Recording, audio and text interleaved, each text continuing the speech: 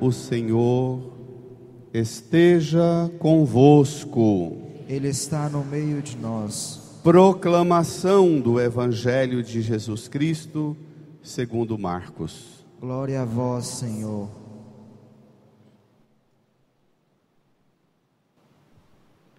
Naquele tempo, Jesus disse a seus discípulos: naqueles dias, depois da grande tribulação, o sol vai se escurecer, e a lua não brilhará mais. As estrelas começarão a cair do céu, e as forças do céu serão abaladas.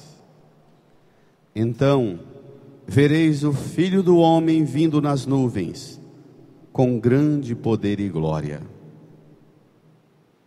Ele enviará os anjos aos quatro cantos da terra e reunirá os eleitos de Deus, de uma extremidade à outra da terra.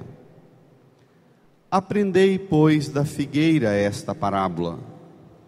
Quando seus ramos ficam verdes e as folhas começam a brotar, sabeis que o verão está perto. Assim também, quando virdes acontecer essas coisas, ficais sabendo que o Filho do Homem está próximo às portas. Em verdade vos digo, esta geração não passará até que tudo aconteça. O céu e a terra passarão, mas as minhas palavras não passarão. Quanto àquele dia e hora, ninguém sabe, nem os anjos do céu, nem o Filho do Homem, mas somente o Pai.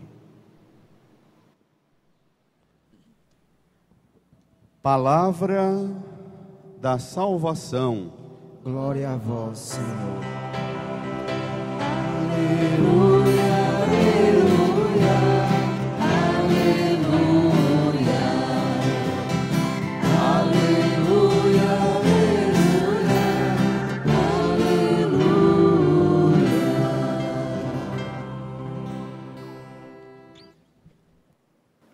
Nos recolhamos num tempo de profundo silêncio e no íntimo do nosso coração rezemos pedindo ao Espírito Santo o auxílio para compreender essa palavra. Rezemos.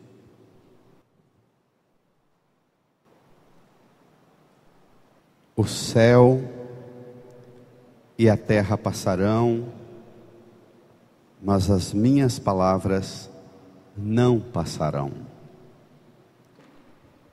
Que palavras são essas que não passarão? Essas palavras não são sons e expressões como essas que eu estou usando para comunicar com vocês. Essa palavra que não passa é o próprio Cristo Jesus, o Verbo de Deus que se fez carne, que habitou entre nós e veio realizar em nós o plano divino da salvação.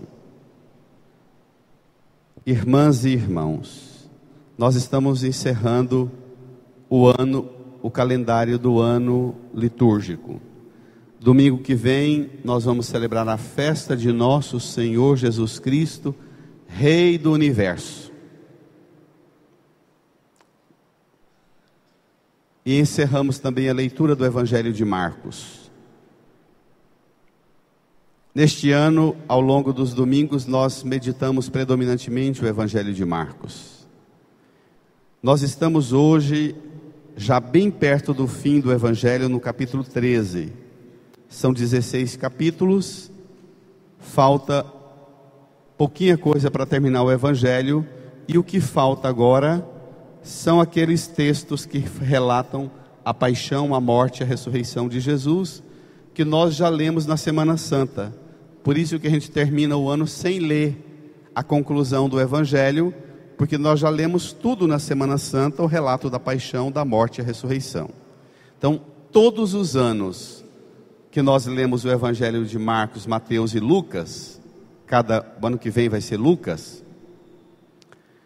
a gente termina a leitura do Evangelho no meados para final de novembro. A gente termina o ano escutando Jesus falar da sua próxima vinda, da sua segunda vinda. Esse clima é o clima um pouquinho antes da sua morte.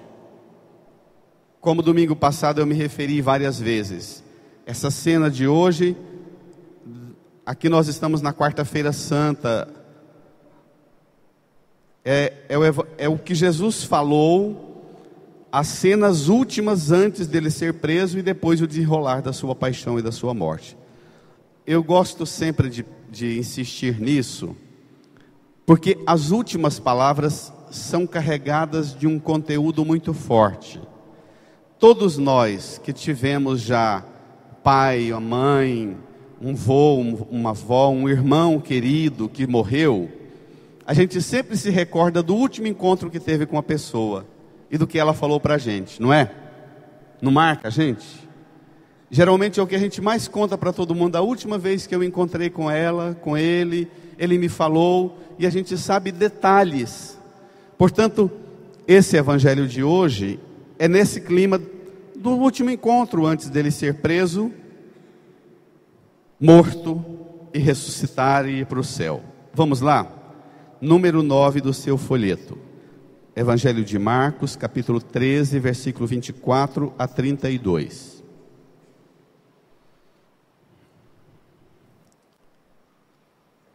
O Evangelho de Marcos é um evangelho curtíssimo, são só 16 capítulos. E Marcos não floreia tanto como Mateus, como Lucas, João, que vai falar de uma cena de Jesus. São evangelhos bem maiores, aí demora descrevendo. Marcos vai na bucha, são poucas palavras, textos curtos, e também não economiza o peso das palavras. A gente pode muito facilmente escutar Marcos e correr o risco de não entender por causa dessa forma objetiva que o evangelista usa para falar. Quando eu era criança, esses textos do Evangelho de Marcos me assustavam. E provavelmente quem é mais velho aí comigo, a gente tinha aquele pavor do fim do mundo, não é? Mas pelo contrário, eu queria que a gente fizesse hoje um outro exercício, que é ler esse Evangelho, tirando nele não uma mensagem de pavor e de ameaça, mas uma grande convocação a uma espera confiante da vinda do Senhor. Ele vem, o Senhor vem, o Senhor virá. Nós cremos nisso, nós rezamos isso no Creio em Deus Pai. Subiu ao céu, está sentado à direita de Deus Pai Todo-Poderoso, de onde há de vir a julgar os vivos e os mortos. Ele virá. Não pode existir um cristão que não crê e não aguarda essa esperança. Ser cristão supõe acreditar na vinda de Jesus. Ele já veio uma vez e ele virá novamente. E ele diz para nós qual deve ser a nossa forma de aguardar a sua segunda vinda. Que tipo de vida tem que viver aqueles que aguardam a vinda do Senhor? Vamos ver? Naquele tempo, Jesus disse a seus discípulos, toda a igreja comigo, versículo 24. Naqueles dias, depois da grande tribulação, o sol vai se escurecer e a lua não brilhará mais. As estrelas começarão a cair do céu e as forças do céu serão... Então, preste atenção numa coisa. O sol parar de brilhar, o sol escurecer, a lua deixar de brilhar, as estrelas começando a cair, as forças do céu sendo abaladas, ainda não são o fim. e ainda não é a tribulação. Porque essa cena dos elementos da natureza se decompondo, se derretendo, essa cena vai acontecer depois da grande o quê? Depois da grande? Que é essa tribulação?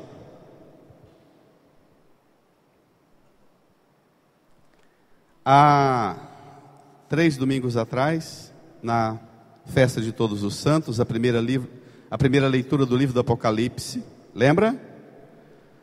O menino João, diante do trono de Deus lá no céu, no templo do céu, assistindo uma grande celebração gloriosa no céu, o trono de Deus, o Cordeiro de Deus sentado à direita, os anjos, os santos, os elementos da terra, 144 mil diante do trono, e depois um pouco atrás, multidão e multidões de todos os povos, línguas, raças, de tudo quanto é parte da terra, diante do trono e do Cordeiro, trajavam o quê?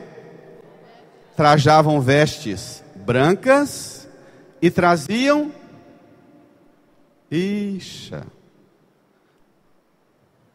traziam o quê? Vou devolver vocês todos para a catequese. Traziam o quê? Nas mãos? A gente tem que dar cola, para vocês lembrarem. Traziam o que nas mãos? A multidão diante do trono do Cordeiro, com vestes brancas, traziam o que nas mãos? Esse é um tipo de coisa que nós temos que memorizar, não é decoreba, é mais do que decoreba. É memorizar, porque é a cena final da glória nossa em Deus. É a cena inclusive dos nossos falecidos, que já partiram para o céu. Estão diante do trono do Cordeiro, trajando vestes brancas, com palmas nas mãos. A palma é símbolo do martírio, do sofrimento. Palma, seja a folha da palmeira, ou aquela flor do tipo lírio, a palma de Santa Rita que nós temos aqui, que toda bonita, toda bela e florida, o jardineiro vai lá e corta. É símbolo do cristão, que no vigor da fé, do entusiasmo, da alegria, da esperança na fé, anunciando Jesus, o mundo persegue e mata. Por isso a palma é símbolo do martírio. Aí o menino pergunta, o velhinho pergunta para o menino João: quem são estes com vestes brancas e palmas nas mãos? De onde vieram? O menino responde para o velho: tu é que sabes, meu senhor. E aí o velhinho diz para o menino: esses são os que vieram da grande... ainda bem. Lavaram e... aí grita: lavaram e alvejaram as suas vestes no sangue do Cordeiro. Então, a multidão que está diante do trono de Deus lá no céu, naqueles dias, volta lá o Evangelho, o versículo 24. Naqueles dias, depois da grande tribulação, o sol vai se escurecer, a lua não brilhará, as estrelas começarão a cair, as forças do céu serão abaladas. O que é a grande tribulação? Estenda sua mão aqui para a cruz de Jesus, a mão direita. Diga comigo: a grande tribulação. A grande tribulação É tudo que eu sofro. é tudo que eu sou Na minha vida. na minha vida Para ser fiel. para ser fiel A Jesus. a Jesus, Ao amor de Jesus. ao amor de Jesus. Essa é a grande tribulação. Essa é a grande tribulação. Que eu não tenho medo. Que eu não tenho medo. Que eu enfrento. Que eu enfrento E aproveito. Para lavar e alvejar. para lavar e alvejar A minha alma. a minha alma No sangue do Cordeiro. no sangue do Cordeiro. Não é bonito isso? Então, essa tribulação, ela é o sofrimento do cristão no mundo, o sofrimento da igreja no mundo. Sabem que o grave problema que nós temos hoje, sabe o que é? Que os cristãos não querem mais ter filhos. A média de filho dos cristãos no mundo é 1,3 filhos por casal.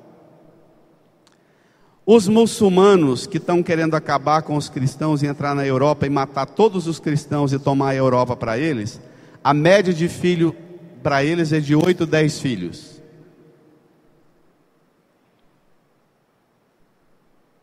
Eles vão, em 25 anos, eles vão conquistar a Europa, o Ocidente, multiplicando filhos.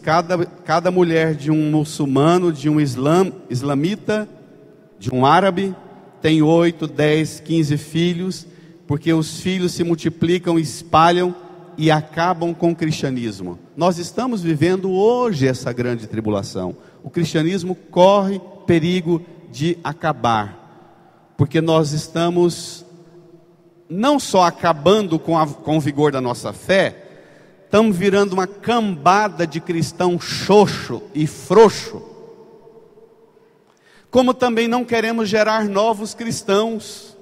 Ninguém quer ter filho, no máximo 1, 2, para não ter trabalho, para curtir a vida, para aproveitar a vida.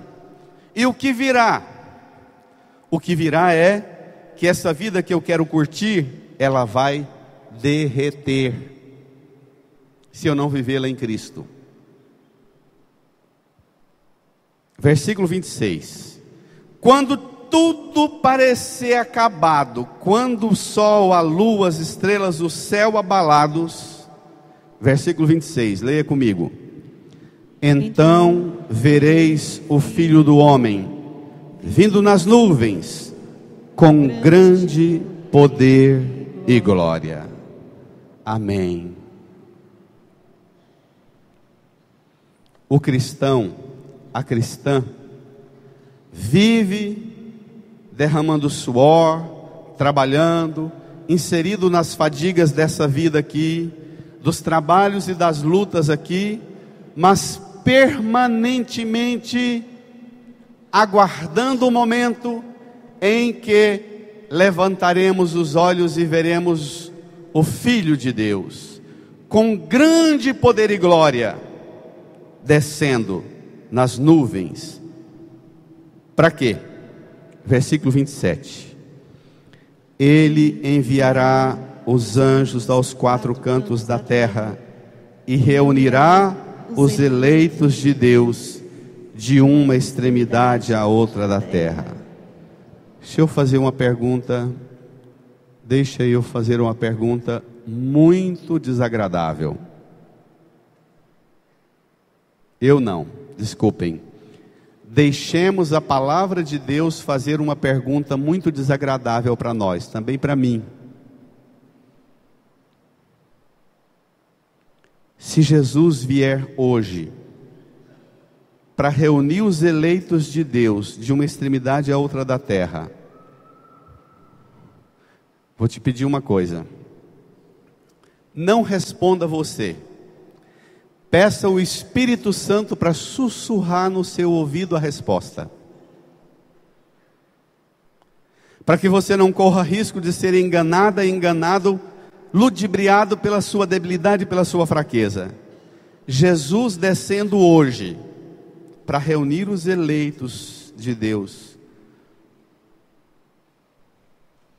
Pergunte a si mesmo: será que eu faço parte desse grupo que vai ser reunido? Incline a sua cabeça, põe a mão no seu coração. Pergunte a Jesus, pergunte ao Espírito Santo: Senhor, eu faço parte do grupo dos eleitos que serão reunidos diante de Ti? Jesus, mostra para mim como devo viver para ser eu reunido pelos anjos na sua presença.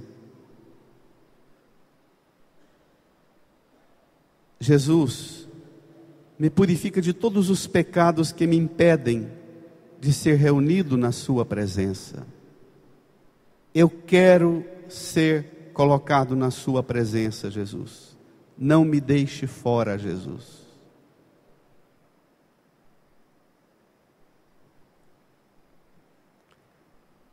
Amém.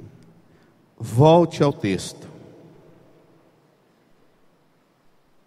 Ele enviará os anjos aos quatro cantos da terra e reunirá os eleitos de Deus. Os anjos de Deus entrando aqui na igreja, imagine, dizendo você, vamos,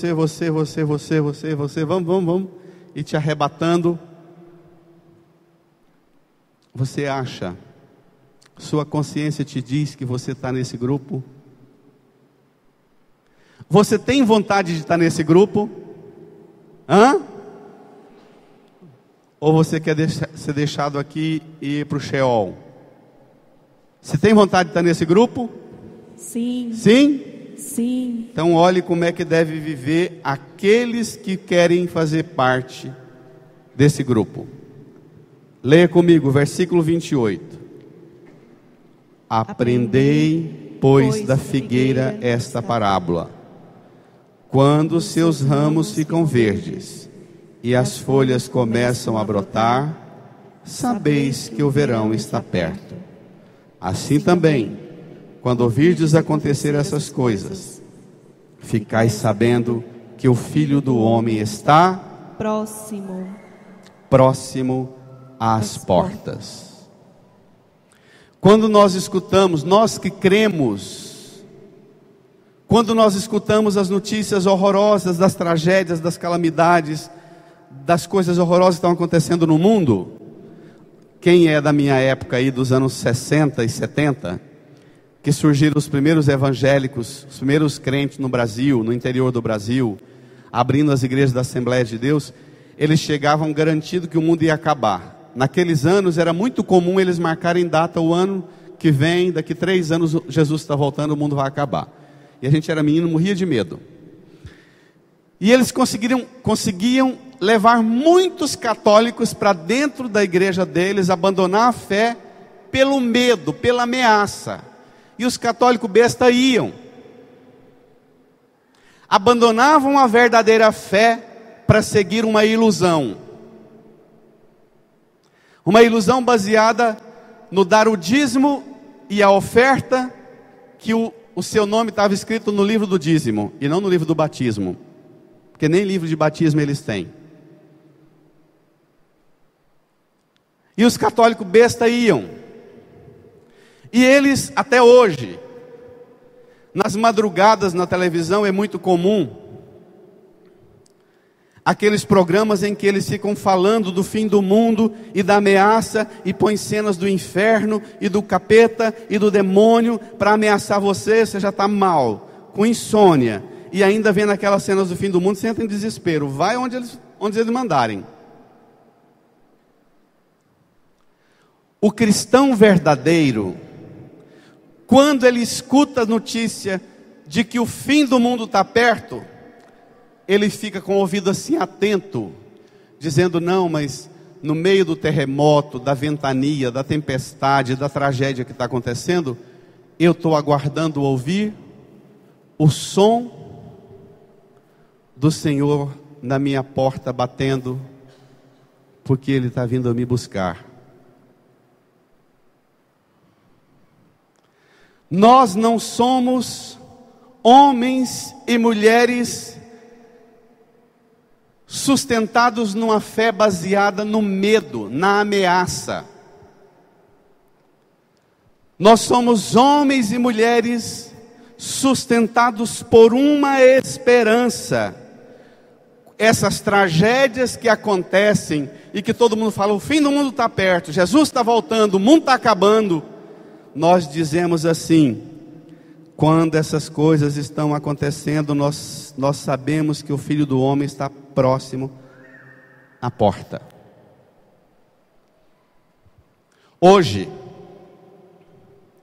Hoje, uma molecada, uma meninada desiludida da vida. Eu repito quase todos os domingos. Nós de 50, 60 anos para trás, éramos 10, 15 filhos, todos conduzidos na fé católica. Os nossos filhos, 5, 6 filhos, 8 filhos, tem um ou nenhum que vai na fé católica. Os netos é nenhum. E a hora que a droga pega os netos, a avó fala assim: ai, eu queria que ele fosse pelo menos para uma igreja de crente, porque aí deixava a droga. Gente, a fé é mais do que deixar a droga. A fé não é ir para uma igreja de crente para ser zoado numa doutrina falsa e não receber de Cristo o anúncio da salvação, que nós não demos conta de transmitir a fé para as novas gerações.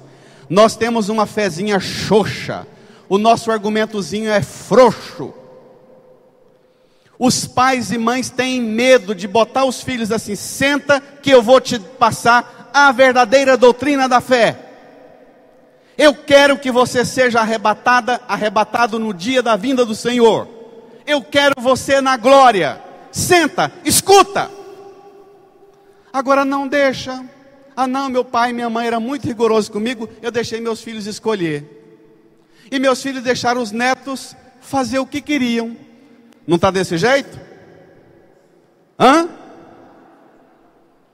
Por isso, a herança que nós católicos mais velhos estamos deixando para os nossos filhos é o testemunho de um povo frouxo, xoxo.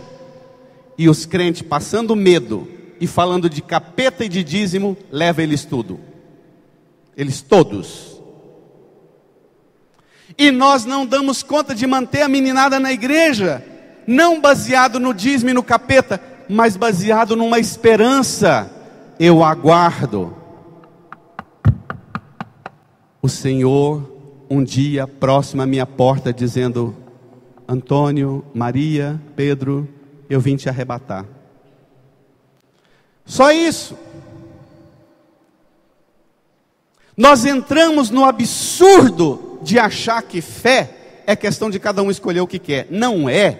Fé é eu que conheço o Senhor, transmitir a você, ainda que eu perca a vida, mas garantir a você a participação na glória do Senhor. Isso é fé. Fé sua depende da qualidade do meu vigor, depende da capacidade minha de argumentar e insistir com você, e não sossegar enquanto não garantir você no plano da vinda do Senhor. É desesperador dar catequese para a meninada de hoje, porque quando as catequistas perguntam para as meninas e meninos sobre como é que é o ambiente da fé na casa deles, é um peteco. Não é, irmã Josiane? Que é a nossa coordenadora da catequese. Um peteco. Põe a meninada na catequese para ver se embica eles num rumim, porque estão andando com uma companhiazinha ruim. Gente, a catequese não é um biquinho para fugir da companhia ruim. A catequese é para transmitir a eles a fé e garantir-lhes o encontro definitivo com o Senhor, que virá e vai bater a porta dele e dizer: vem comigo para a glória. Botar menino na catequese para não ter uma companhiazinha ruim, para não parar na droga, é muito pouco. O plano tem que ser maior. Nós não temos capacidade de sofrer, de derramar lágrima, de argumentar o argumento da fé e dizer: não, isso que você pensa sobre Jesus está errado, isso que ensinaram para você sobre a igreja está errado, a verdadeira doutrina é essa. Derrame lágrima, derrame suor, derrame sangue, mas defenda a sua fé. Não. Ah, padre, cada um escolhe, cada um tem uma cabeça, né? Não. Nós temos uma só cabeça, a nossa cabeça é Cristo. Cristo é a cabeça, nós somos o corpo dele. Nós somos homens e mulheres de uma esperança. Nós aguardamos o Filho do Homem que vai chegar e entrar à nossa porta e bater. Tem pessoas que chegam aqui na igreja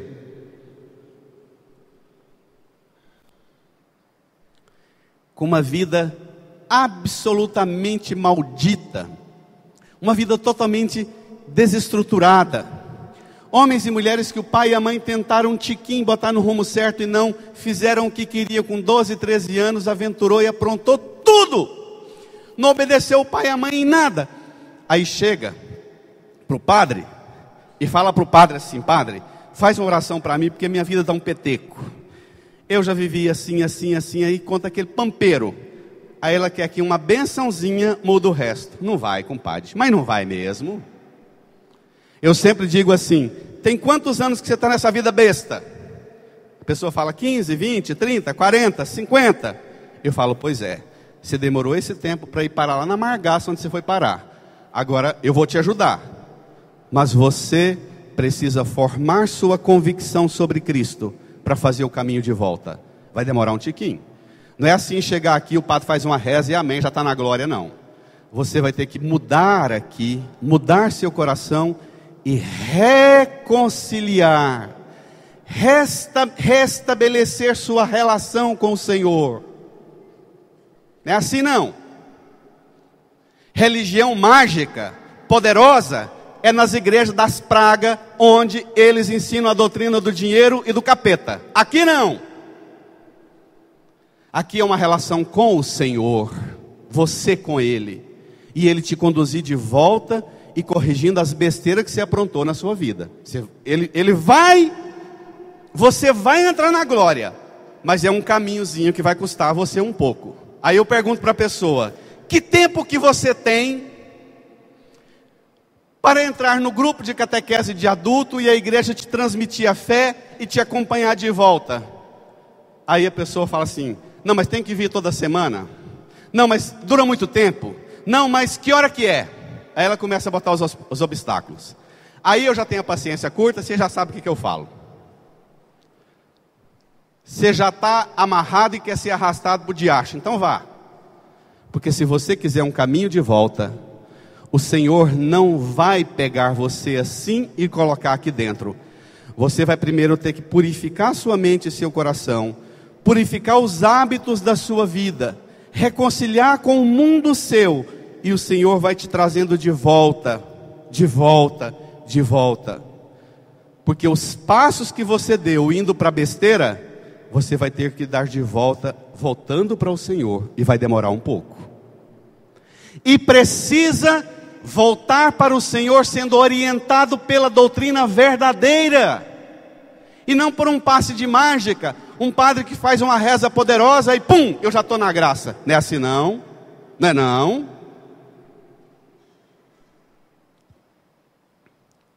Versículo 30.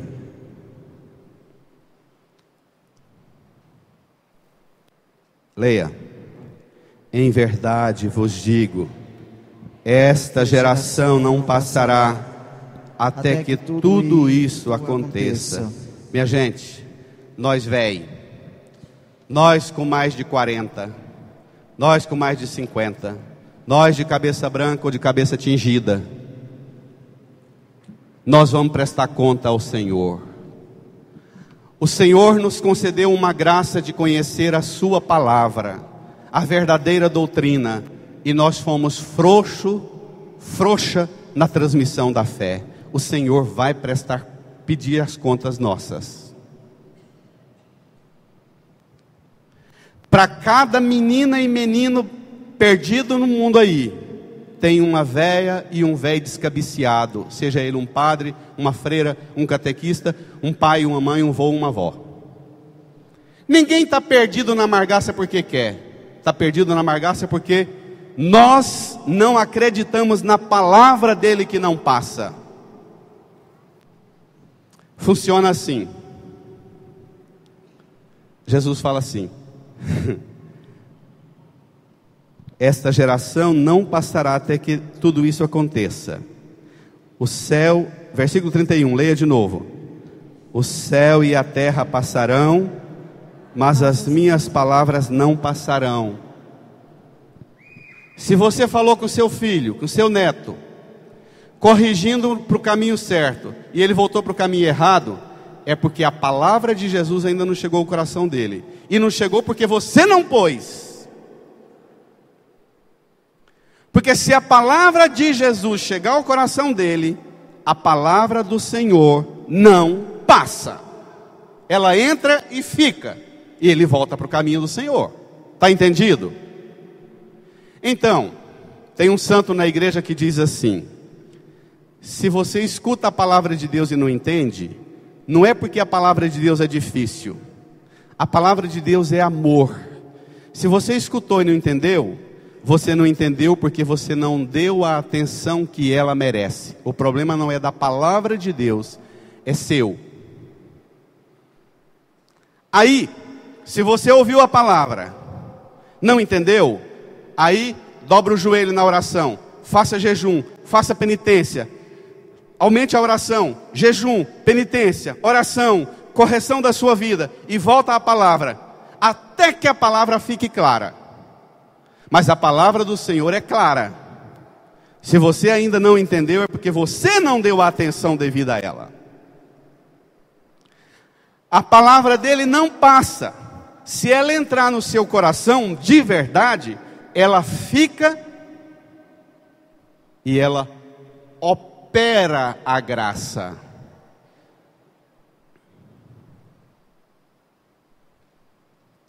Versículo 32. Quanto àquele dia e hora, ninguém sabe, nem os anjos do céu, nem o Filho, mas somente o Pai. Nem Jesus sabe que hora é que ele vai vir. Sabia disso? Aí vai ter um padre, um pastor de crente que vai marcar que o Senhor está vindo e que hora que ele vai chegar. Ah, se lascar, diacho. Nem Jesus sabe. Não é isso que ele falou? Não é? Nem os anjos sabem, nem o Filho do Homem sabe. Somente o Divino Pai Eterno sabe que hora é que Jesus vai voltar. Agora, o que é certo é que você já recebeu. Você vai escutar uma coisa que vai te assustar demais. Vamos na segunda leitura. Você vai escutar uma coisa agora, nessa segunda leitura, que vai mexer muito com você. Mas tem que dar uma sacudida em você para você nunca mais ser a mesma criatura. Porque o que essa leitura fala tem que mexer conosco. Por que é que Jesus é tão firme? Por que é que Jesus não faz nenhuma concessão e diz assim: moçada, me escuta, eu vou voltar, e quem tiver fiel à palavra vai ser arrebatado pelos anjos, reunido na minha presença. Quem não tiver, os anjos não vai nem botar a mão, deixa para margaça, deixa para podridão. Por que que Jesus diz assim com tanta firmeza? A segunda leitura vai falar. Isso não é crueldade de Jesus não, isso não é maldade de Jesus não. Olha só essa segunda leitura, leia. Carta aos Hebreus. Todo sacerdote, vamos, se apresenta diariamente para celebrar o culto, oferecendo muitas vezes os mesmos sacrifícios, incapazes de apagar os pecados. Aqui não está falando do sacerdote da igreja católica, está falando do sacerdote do templo de Jerusalém, que ficava aqui na frente do templo, recebendo a oferenda que o povo trazia, o dízimo e as ofertas, com o cabrito, o carneiro e o novilho de 3 anos. O sacerdote pegava esses animais, levava para um lugar reservado, matava os animais, pegava a carne, uma parte da carne, e queimava sobre o altar, pegava uma parte do sangue e borrifava sobre as oferendas e sobre o incenso, pedindo clemência de Deus por aquele que fez a oferenda. Por isso, o texto diz que todo sacerdote se apresenta diariamente para celebrar o culto, oferecendo muitas vezes os mesmos sacrifícios. Aqui é sacrifício de carne, de sangue, cabrito, carneiro, touro. Incapazes de apagar pecado. Versículo 12, leia comigo. Cristo, ao contrário, depois de ter oferecido um sacrifício único pelos pecados. Que sacrifício é esse? Cristo, ao contrário, depois de ter oferecido um sacrifício único pelos pecados. Que sacrifício é esse? Olha para cá. Estenda a sua mão para a cruz. Se tem alguma criança aí, pai, mãe, mostra para eles que sacrifício é esse. Diga comigo, Jesus. Na cruz, o Senhor ofereceu um sacrifício único. Não de dízimo, não de oferta, mas da própria vida. Derramou o seu sangue. Obrigado, Jesus. E dê uma salva de palmas para Jesus.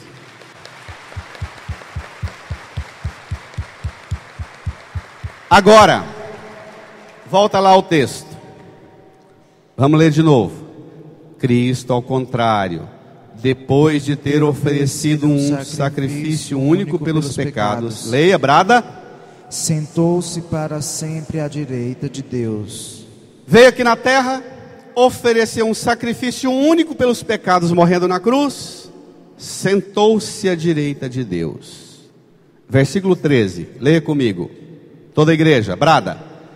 Não lhe resta mais senão esperar até que seus inimigos sejam postos debaixo de seus pés. Que inimigos são esses? O pecado, a morte, tudo aquilo que se opõe ao reino de Deus, tudo colocado debaixo dos pés dele. Versículo 14. De fato, com esta única oferenda, que oferenda única é essa? Brada, igreja, que oferenda única é essa? A morte na cruz. Leia. De fato, com esta única oferenda, levou à perfeição definitiva os que ele santifica. Quem são os que ele santifica? Quem são os que ele santifica? Nós. Quem são os que ele santifica? Agora presta atenção na força dessa palavra. Você vai se assustar com essa palavra. Eu leio de novo e você presta atenção. De fato, com esta única oferenda, levou à perfeição definitiva os que ele santifica. Levante a sua mão aqui para a cruz de Jesus. Diga comigo, Jesus, o Senhor, com sacrifício único, já levou à perfeição definitiva os que o Senhor santifica, cada um de nós. Jesus, eu posso viver a perfeição definitiva. Jesus, me ensina, me ajude, me oriente. Como eu devo viver essa perfeição definitiva. Segure a sua mão erguida para a cruz e reze a Jesus, pedindo essa graça, pedindo esse auxílio, que você entenda o que é essa perfeição definitiva.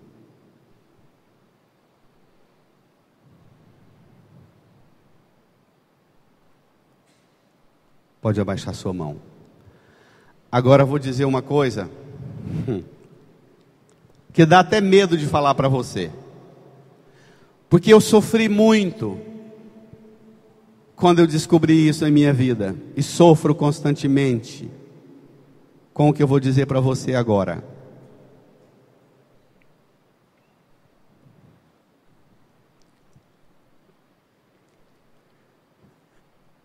Eu fico emocionado.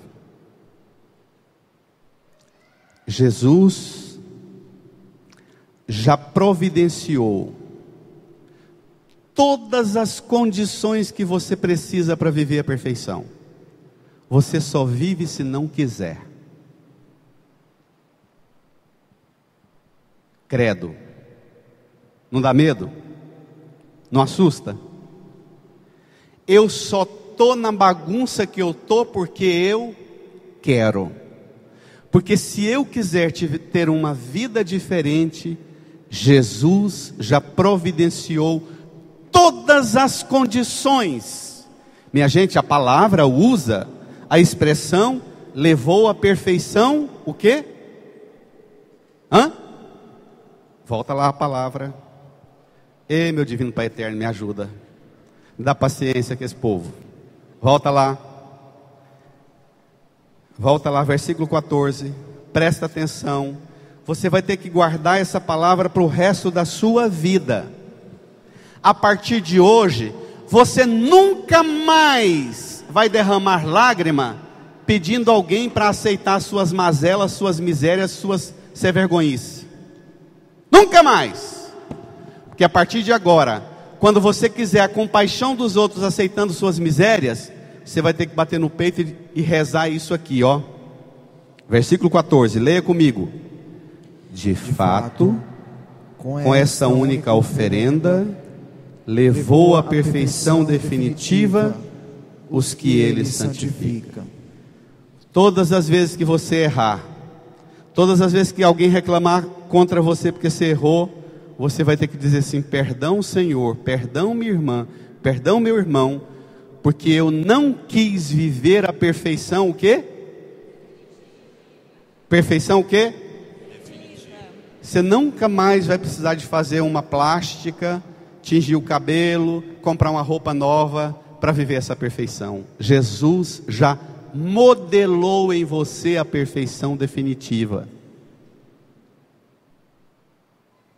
O mundo está a miséria que está, porque nós cristãs e cristãos não queremos viver essa perfeição definitiva.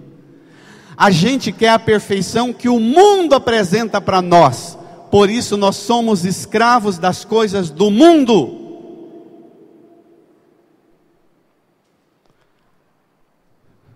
Você se considera diante de Jesus?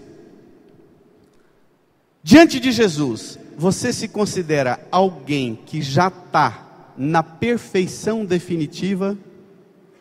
Ou você acha que você precisa melhorar muito para viver essa perfeição definitiva? Ou precisamos melhorar tudo? Tudo. Ele já criou todas as condições. Olha o que a palavra de Deus fala. Isso aqui para a doutrina dos crentes. Ontem uma mulher me parou no sinaleiro. Ela estava com a camiseta assim, com o Templo de Salomão do Edir Macedo lá em São Paulo. E escrito desse jeito na camiseta dela, a foto do templo, escrito assim: o único lugar do sacrifício. Olha o que a palavra de Deus fala para o Edir Macedo e para quem é besta acreditando na doutrina do dízimo e da oferta. Porque os crentes falam que o sacrifício, você precisa oferecer o sacrifício. O sacrifício é pôr um dinheiro no envelope e mandar para o Templo de Salomão, ou para a igreja de crente, ou para o padre, ou para o Divino Pai Eterno, que Deus vai te honrar. Não é isso? Presta atenção no que vem agora. Versículo 18. Ora, onde existe o perdão, já não se faz oferenda pelo pecado. Acabou. Dízimo e oferta, sacrifício para ganhar a bênção de Deus, acabou. Dízimo e oferta não compra, não garante bênção de Deus. O que garante a bênção de Deus, a perfeição definitiva, é essa oferenda aqui, ó. Olhe para cá.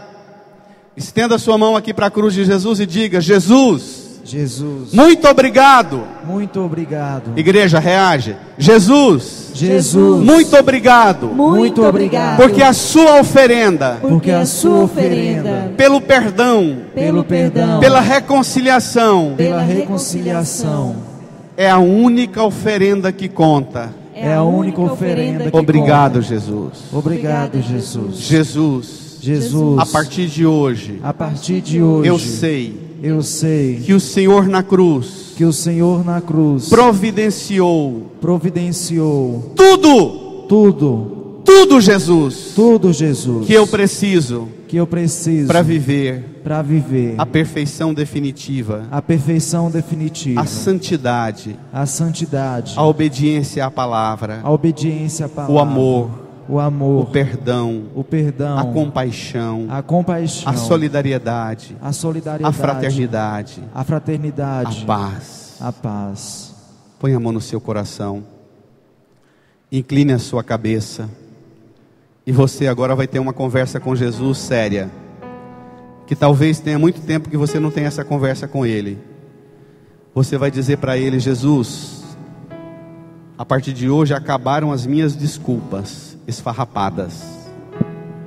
A partir de hoje, Jesus, acabaram as minhas justificativas, que eu não dou conta, que eu sou fraco mesmo, que a vida é desse jeito mesmo. A partir de hoje, Jesus, eu vou ter que me lembrar e me recordar a todo instante que a sua única oferenda na cruz garante a perfeição definitiva da minha vida. Fale com Jesus, converse com Ele. Tudo passa, tudo vai passar. Só não muda o amor de Deus que é Pai. Nem a morte, nem a dor, nem a solidão pode superar o amor de Deus por mim.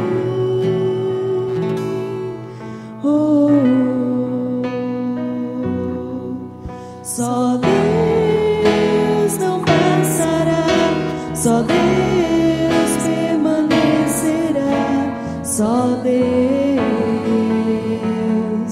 seu amor que vive em mim. Só Deus não passará, só Deus permanecerá, só Deus, Ele voltará. Só Deus não passará, só Deus permanecerá, só Deus, seu amor que vive em mim. Só Deus não passará, só Deus permanecerá, só Deus, Ele voltará.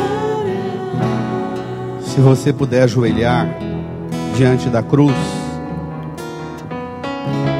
se você não puder ficar de joelhos, fique de pé, incline a sua cabeça diante da cruz. Eleve as suas mãos para a cruz de Jesus e reze.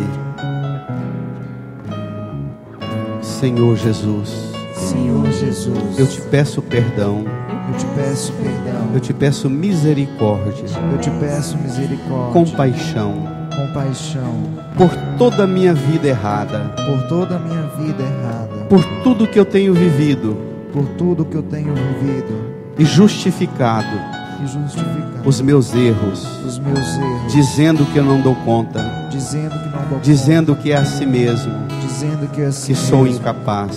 que sou incapaz. Essa é uma grande mentira, Jesus. Essa é uma grande mentira, Porque a Jesus. verdade Porque a verdade é que o Senhor, é que o Senhor, com um único sacrifício com o único sacrifício na cruz, na cruz, providenciou providenciou tudo o que eu preciso tudo que eu preciso para viver para viver a verdade a verdade do amor de Deus, do amor de Deus, da misericórdia, da misericórdia, da vida nova da vida nova em Ti, Jesus. em Ti, Jesus. Jesus, Jesus, eu quero viver essa vida eu quero viver esta vida aguardando a Sua volta, aguardando a sua volta, esperando a Sua volta. esperando a sua volta. Eu quero ouvir um dia Eu quero ouvir o Senhor bater à minha porta, o Senhor bater a minha os anjos porta, me chamarem. os anjos me Eu chamarem. quero ser, Jesus, Eu quero ser, Jesus, reunido um dia reunido um na dia Sua presença na sua presença e viver eternamente e viver eternamente na Sua glória. na sua glória. Jesus, Jesus, me ajuda me ajuda a vencer a vencer tudo que eu tenho usado tudo que eu tenho usado como argumento, como argumento, como desculpa como desculpa para não te seguir para não te seguir e não te servir e não te servir e não te aguardar e não te aguardar na santidade. na santidade. Jesus, Jesus, santifica-me santifica pelo Seu sangue, pelo seu sangue, me perdoa me perdoa e me ajude e me ajude a viver um novo propósito, a viver um novo propósito, viver a perfeição a viver a perfeição definitiva definitiva que Seu sangue garantiu. que seu sangue garantiu. Jesus, Jesus, eu te amo eu te amo e ofereço a minha vida e ofereço a minha vida diante da cruz. diante da cruz. Eu me entrego a Ti. Eu me entrego a Ti. Aqui estou. Aqui estou. Que a Sua palavra Que a sua palavra seja feita, seja feita, se realize se realize na minha palavra, na minha palavra, nos meus gestos, nos meus gestos, nas minhas atitudes, nas minhas atitudes, nos meus sentimentos, nos meus sentimentos, nos meus pensamentos, nos meus pensamentos, em todas as ações. e em todas as ações. A Sua palavra A sua palavra não vai passar não vai passar sem realizar em mim sem realizar em o que mim ela pode realizar. o que ela pode realizar. A minha conversão A minha conversão permanente. permanente. Eu te amo, Jesus, Eu te amo, Jesus, e te agradeço, e te agradeço, e te adoro, e te adoro, e me ofereço a Ti. me ofereço a Ti. Aqui estou. Aqui estou. Chama-me, Chama-me, orienta-me, orienta-me, guia-me, guia-me, meu Senhor, meu Senhor, meu Senhor, meu Senhor, meu Redentor.